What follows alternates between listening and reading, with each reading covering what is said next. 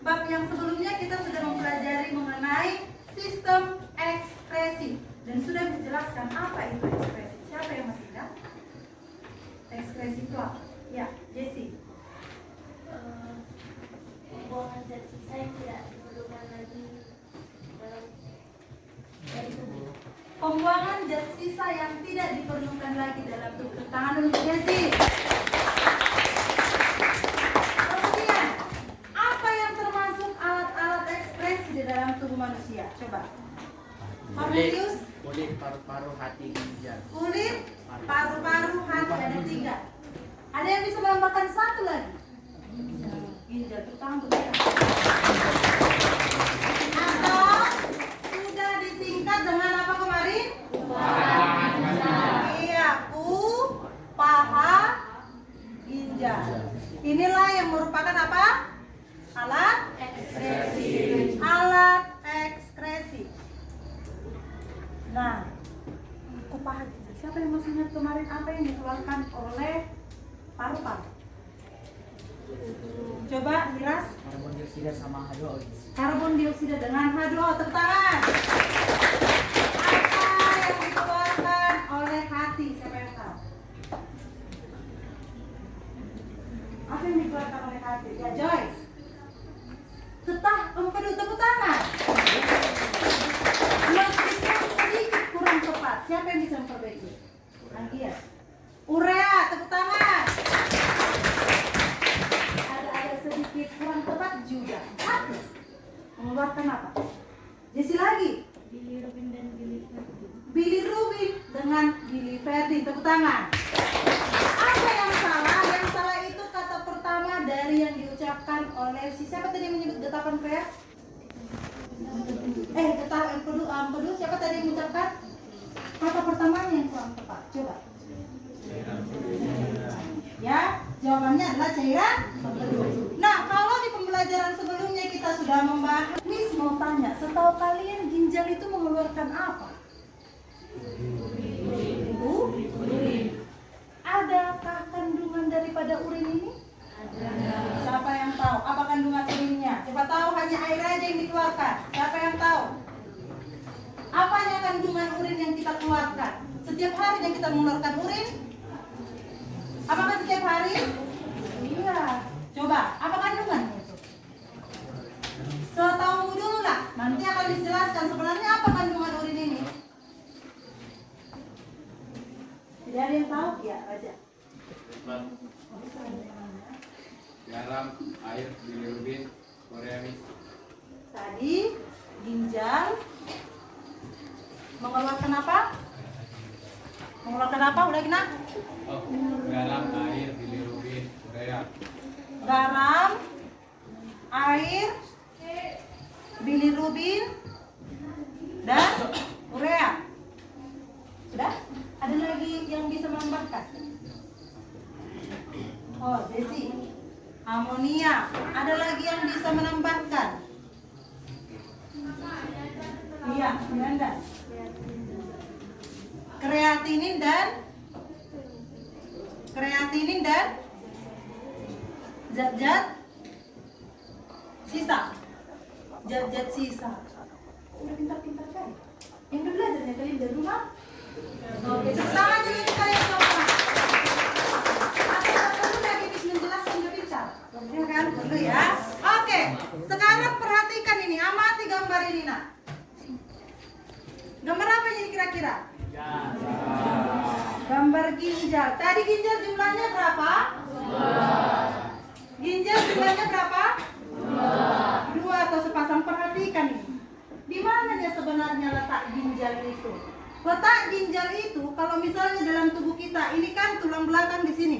Sudah? Tulang belakang di sini. Kemudian ini rongga dada, kemudian rongga perut. Kalau di tulang belakang, paslah di bagian tulang pinggang, tapi bagian depannya nak. Ini kan sebenarnya ini di belakang ini adalah tulang pinggang kita. Bagian depannya adalah terletak ginjal kita yang jumlahnya sepasang. Jadi dia melekat ke tulang belakang kita. Nah ini dia. Kalau kalian perhatikan ginjal kita, letaknya sejajar nih? Tidak. Mana yang lebih rendah?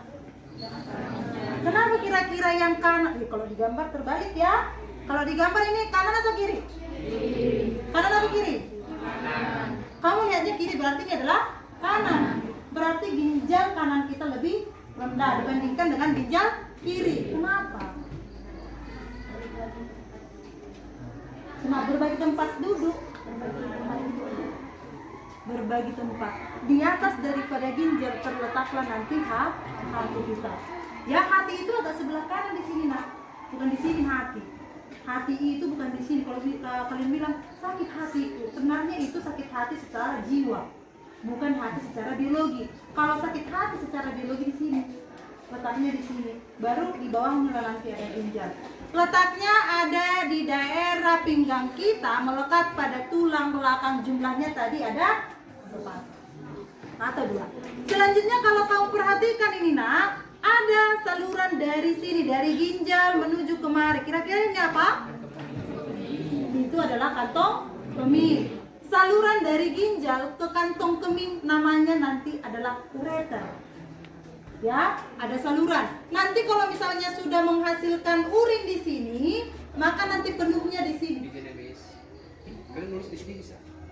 Enggak. Itu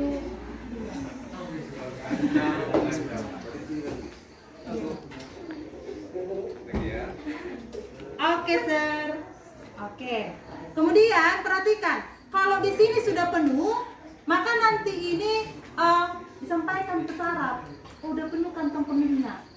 Ya, maka nanti disampaikan ke saraf. Disitulah kita kayak pengen buang air kecil, pengen buang urin. Maka nanti ini akan kempes kembali, mengecil kembali. Ya, lalu dibentuk lagi urin, maka ini akan mengembang kembali. Nah, keluarnya urin dari sini melalui apa? Melalui ini. Ini namanya saluran uretra. Kalau di sini namanya ureter, di sini adalah uretra. Uretra itu berada dalam alat kelamin, baik untuk perempuan dengan laki-laki. Ya, itu dulu letaknya di mana, jumlahnya berapa, salurannya di mana aja, dan fungsinya untuk apa. Berarti sampai di situ sudah paham? Sudah paham? Selanjutnya, coba kamu perhatikan. Ini kan tampak ginjal dari luar. Kalau kira-kira dipotong secara membujur, inilah hasilnya. Inilah hasilnya. Sesuai dengan tadi yang dijelaskan. Yang pertama sekali yang harus kita tahu adalah struktur ginjalnya. Nah, ini. Ya, kalau dibelah dia ternyata seribet inilah di dalam ginjal. Apa yang terdapat di sini? Ini ginjal kita ini strukturnya terdiri atas 3 lapis. Ya, 3 lapis itu yang pertama yang ini nih, yang paling luar. Ini nanti disebut dengan korteks. Ya. Kemudian yang ada ini seperti bunga-bunga kan kita lihat di gambar. Ini disebut dengan medula. Medula. Dan yang ini yang udah banyak pembuluh-pembuluh darah, ini nanti yang disebut dengan pelvis. Ya. Miss ulangi lagi dan Miss tuliskan di papan tulis. Struktur ginjal terdiri dari 3 lapis. Struktur ginjal. Ginjal tadi terdiri atas 3 lapis. 3 lapis ini bisa kita singkat dengan kompi. Kompi itu apa? Lapisan pertama adalah korteks, M. Lapisan kedua adalah medula, P. Lapisan ketiga adalah pelvis. Sekali lagi, 3 lapis ginjal. Sebutkan dimulai dari yang pertama. Yang kedua, medula. Yang ketiga, pelvis. Nah, itu dia struktur yang pertama. Lalu kalau kita lihat apa lagi yang terdapat di sini, Miss? Kenapa bisa menghasilkan urin? Kalau kamu lihat di sini selain banyak pembuluh darah, ada lagi kayak serabut-serabut yang terdapat di dalam ginjal ini. Apa serabut-serabut itu? Kira-kira siapa yang tahu? Kayak benang-benang banyak kali dalam ginjal ini. Apa kira-kira itu? Tidak ada yang tahu? Oke, kalau tidak ada yang tahu maka Miss sampaikan. Ada struktur yang paling kecil dalam ginjal, sangat kecil. Kalau kita lihat di gambar kayak hanya benang-benang, tapi fungsinya sangat luar biasa. Ya, di dalam ginjal ada yang namanya nefron. Nefron itu adalah satuan, unit, fungsional di dalam ginjal.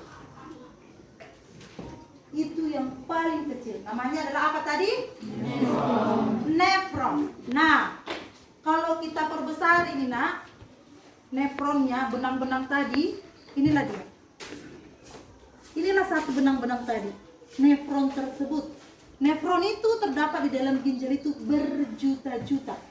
Ya, sangat banyak di sini. Dan ini nanti yang menghasilkan urin dari sini. Nah, sebelum dijelaskan ke situ, kira-kira menurut kalian, nak, urin itu dibentuk dari apa? Dari darah, ya? Berarti darah kita masuknya semua ke ginjal? Masuk ke darah semua ke ginjal? Tidak. Oh, kalau secara mengalir, bersiklus masuk ke ginjal? Iya. Kalau misalnya dikatakan jumlah volume darah manusia itu sekitar 4-5 juta mililiter di dalam tubuh kita, bukan semua ujuk-ujuk 5 liter langsung masuk, tidak. Semuanya akan mengalir ke dalam ginjal, tetapi secara siklus. Ya, masuk ke ginjal, darah masuk ke ginjal. Makanya tadi kan kalau di gambar ini kan ada pembuluh darah kan, nah? Ada pembuluh darah kan? Jadi darah yang kotor itu masuk melalui ini. Kita kan udah belajar sistem peredaran darah. Kalau warna biru ini namanya apa? Masuk darah yang kotor dulu ke sini. Kalau sudah bersih nanti di sini disaring segala macam, maka keluar lagi dari sini. Ini namanya apa? Nadi atau arteri. Maka diedarkan lagi darah yang bersih ke seluruh tubuh melalui ini. Ya. Nah, sekarang kita ke sini. Apa tadi namanya ini katakan?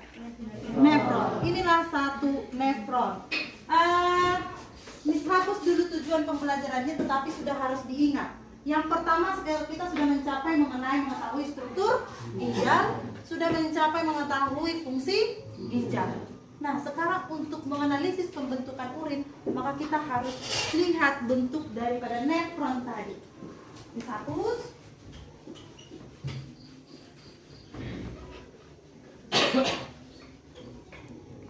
Ini juga sudah kemarin. Sekarang kita ke mekanisme pembentukan urin.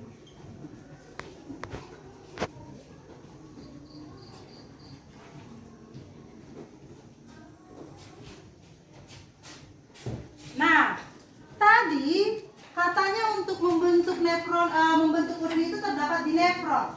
Ini terjadi di nefron. Apa rupanya bagian-bagian daripada nefron? Kita perhatikan kembali gambar ini. Inilah gambar nefron kalau secara keseluruhan. Ini ya. Tapi kalau diperbesar nanti bagian inilah dia. Sudah? Apa-apa saja namanya ini, Miss? Yang pertama, lihat nih. Seperti ada bola di sini. Ini namanya adalah glomerulus. Ini namanya adalah glomerulus. Kemudian ada nih saluran, ya berkelok-kelok, tapi hampir menuju ke bawah. Ini namanya adalah tubulus contortus proximal, atau disingkat dengan TKP. Tetapi bukan tempat kejadian perkara. Ini tadi namanya adalah tubulus contortus proximal. Lalu ada lengkungan yang panjang di sini. Ini disebut dengan lengkung Henle, ya. Kemudian setelah lengkungan yang ini ada lagi berkelok-kelok. Ini adalah TKD, yaitu tubulus contortus distal. Kalau ini tadi TKP, ini TKD. Sama-sama tubulus contortus, tapi di sini proximal, di sini distal. Lalu siapa ini tubulus lagi nih? Namanya tubulus collectivus atau pengumpul. Ya. Coba Miss gambarkan secara sederhana di papan tulis, masih ingat atau tidak yang Miss jelaskan tadi? Kita gambarkan secara sederhana struktur nefronnya. Tadi ada seperti bola atau kita buat seperti ini, ya. Kemudian tadi di sini seperti ini.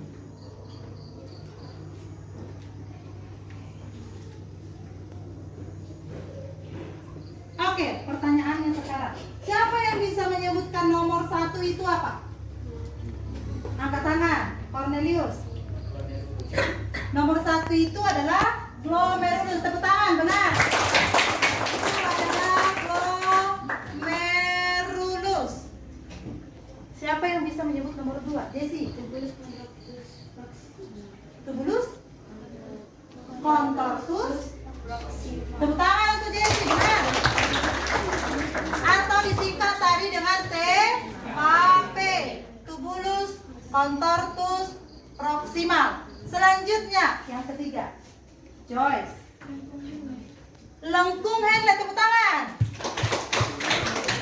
LH atau lengkung Henle. Yang keempat, Alfredo.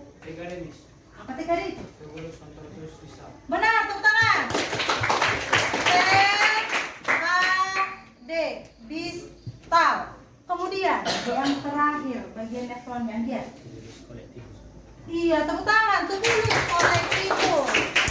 Tubulus kolektifus. Apa bahasa Indonesianya kira-kira? Kolektif katanya. Iya, ini adalah tubulus pengumpul. Kira-kira mengumpulkan apa ini? Urin lah, karena yang dikeluarkan nanti adalah urin. Sampai di sini dulu, paham nggak? Siapa yang belum? Oh, tidak ada ya, bagus, sangat pintar sekali. Lalu, bagaimana rupanya pembentukan urin itu di sini nih? Yang pertama, tadi kalian katakan semua darah nanti secara bersiklus masuk ke dalam ginjal. Lalu ketika di ginjal nanti darah itu masuklah ke sini pertama sekali. Dan di sini nah ada namanya satu lagi kapsul Bowman. Nah, darah dari tubuh secara bersiklus masuk ke dalam ini, maka mekanisme pembentukan urinnya terdiri dari 3 tahap. Bisa nanti kita singkat dengan Firaun. Apa itu Firaun? Firaun bukan yang di Alkitab ya. Apa Alfredo? Tepuk tangan. Filtrasi. Raun adalah reabsorpsi. Raja ya. Unnya adalah augmentasi. Atau di sini kita buat A-nya. Firaun, aug. Jadi mirip ya. Augmentasi. Dari nama-namanya kan biasanya kalian sudah pintar-pintar dalam istilah apalagi bahasa Inggris. Ini mirip bahasa Inggris ini. Filtrasi, filter, filtra. Itu artinya apa? Iya, penyaringan. Kira-kira menyaring apa dia? Menyaring darah. Yang pertama sekali adalah filtrasi, penyaringan darah. Ini terjadi di mana? Kita lihat ini. Nih, inilah gambar glomerulus kalau diperbesar. Jadi filtrasi darah itu masuk kemari nih, kemudian disaring di sini. Di sini terjadi penyaringan. Apa yang disaring? Apa yang disaring? Darah. Komponen darah kan sudah kita pelajari. Apa itu? Leukosit, eritrosit, trombosit, plasma darah. Ya kan? Berarti dalam darah hanya kayak itu tidak lagi. Ada oksigen, ada karbon dioksida, ada urea dan segala macamnya sebenarnya. Nah, zat-zat yang tidak penting itulah yang harus dikeluarkan dari darah. Kalau tetap berada dalam darah, kira-kira kayak mana? Jadi penyakit. Kira-kira urea tetap berada dalam darah, maka jadi penyakit. Itulah yang perlu dibuang bersama dengan urin. Nah, disaring darah. Ibaratnya kamu kalau menyaring santan, ya kan? Kamu buat kelapa, kamu buat airnya, terus kamu remas dulu. Setelah itu nanti kamu saring pakai saringan. Kira-kira yang keluar ikut masih kelapa-kelapanya? Yang keluar hanyalah patinya, santannya, ya kan? Tinggal di atas yaitu kelapanya. Seperti itulah penyaringan di sini. Darah masuk, yang tertinggal tetap di dalam di sini adalah sel-sel darah. Kalau hasil penyaringan itu, yang disaring itu yang keluar adalah urea, yang kecil-kecil lah, glukosa, asam amino, masih keluar. Nah, karena molekulnya kecil. Kalau sel darah dia lebih besar, maka dia sudah tertinggal dan diedarkan ke darah kembali. Maka kita buat di sini. Kalau filtrasi tadi terjadi di mana? Filtrasi terjadi di glomerulus. Apa tadi yang disaring? Yang disaring tadi adalah darah. Kemudian tadi hasilnya apa? Ya hasilnya urin.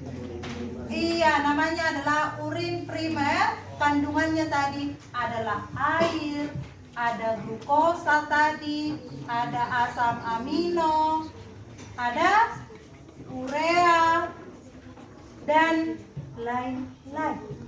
Menurut kalian udah bisa langsung kita buang dari tubuh kita ini? Kenapa belum? Apa yang harus diserap? Buang aja ini. Kenapa makanya? Ada apa yang penting ini? Apa yang penting di sini? Glukosa. Kemudian apa lagi? Asam amino. Urea penting nggak? Tidak. Maka ini buang saja nanti. Air penting nggak? Penting. Kalau dalam kadar yang optimum. Tapi kalau berlebihan air di dalam tubuh penting nggak? Buang aja kalau tubuh kita tidak butuh. Maka karena masih ada zat yang masih penting di dalam tubuh kita, maka masuk dia ke tahapan yang kedua. Ya, tahapan yang kedua. Tahapan yang kedua apa? Apa tahapan yang kedua? Reabsorpsi. Apa itu absorb? Iya, penyerapan. Absorb itu artinya penyerapan. Kalau di bahasa Indonesia apa arti re? Kembali. Iya, replay.